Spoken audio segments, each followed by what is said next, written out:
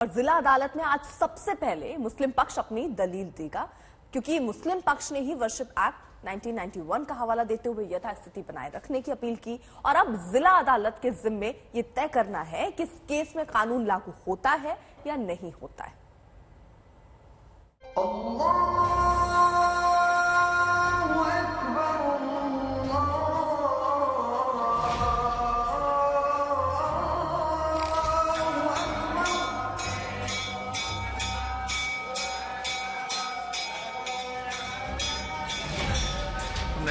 का places of worship act ये कहता है कि कोई केसेस ऑफ कोर्ट में नहीं जाएंगे। एक्ट है ना, वो पब्लिक के लिए होता है, पब्लिक एक्ट के लिए नहीं होती। एक्ट देश के लिए होता है, देश की कुर्बानी एक्ट के लिए नहीं होती है। 15 अगस्त 1947 के समय में जितने भी धार्मिक स्थल हैं उनको यथास्थिति में रखा जाएगा। दूसरी कुछ एक्सेप्शंस दी गई थी जहाँ पर सर्टेन कुछ मॉन्यूमेंट्स ऐसे हैं जो उससे कवर नहीं होते।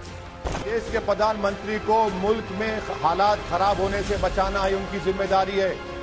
ये उनकी जिम्मेदारी है कि 91 एक्ट के ऊपर वो खड़े हो जाएं।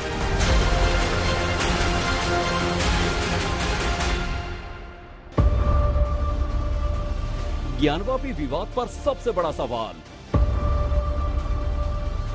ज्ञानवापी पर लागू होगा वर्शिप एक्ट 1991?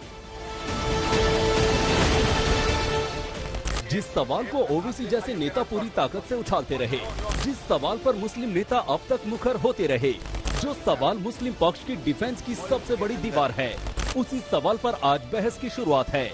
वाराणसी की जिला अदालत में इस सवाल पर आज बहस का आगाज होगा कि ज्ञानवापी पर वर्शिप एक्ट 1991 लागू होता है या नहीं।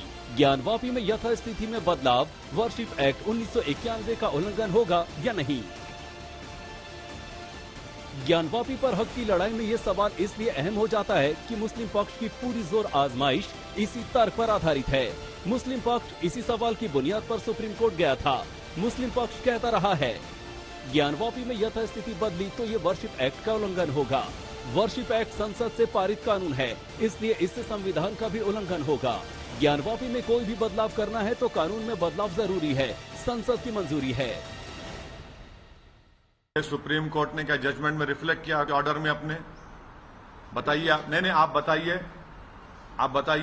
सुप्रीम कोर्ट ने नहीं कहा वो बात, बल्कि सुप्रीम कोर्ट ने ये कह दिया कि अगर किसी ज़ोरास्ट्रियन या किसी जगह पर किसी और मजहब का निशान मिलेगा तो क्या चेंज हो जाएगा? क्या वो चेंज नहीं कर सकते? हाँ, ठीक है, वही से तो नहीं, आप नहीं कर सकते कि 91 एक्ट ये कहता है कि नेचर एंड कैरेक्टर चेंज नहीं हो सकता।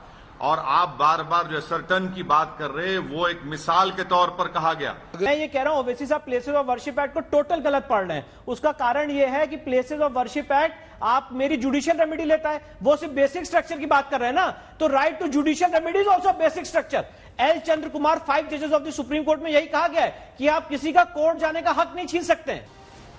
लेकिन सुप्रीम कोर्ट ने इस सवाल में उलझने से इनकार कर दिया था। गेंद वाराणसी की जिला अदालत के पाले में डाल दी। हाँ, इतना जरूर बता दिया था कि इस मसले को सबसे पहले सुलझाया जाए, क्योंकि इस सवाल का जवाब हासिल किए बिना सुनवाई आगे नहीं बढ़ सकती। ज्ञानवापी पर चल रही सुनवाई को लेकर आज बेहद अहम दिन, क्योंकि आज सुप्रीम कोर्ट के निर्देश के बाद पहली बार 7-11 यानी कि जो मेंटेनेबिलिटी का मामला है उस पर सुनवाई होने जा रही है। आज 2 बजे इस पर सुनवाई शुरू होगी। जो जिला जज हैं वो इस बात को सुनेंगे, ये दलीलें सुनेंगे कि आखिर ये मामला सुनवाई के लायक है या नहीं है। मुस्लिम पक्ष पहले अपनी दलीलें देगा और उसके बाद हिंदू पक्ष भी अपनी दलीलें रखेगा। जिला अदालत में एक बड़ा मसला ये भी है कि श्रृंगार गौरी की पूजा की इजाजत की अर्जी सुनवाई के काबिल है या नहीं।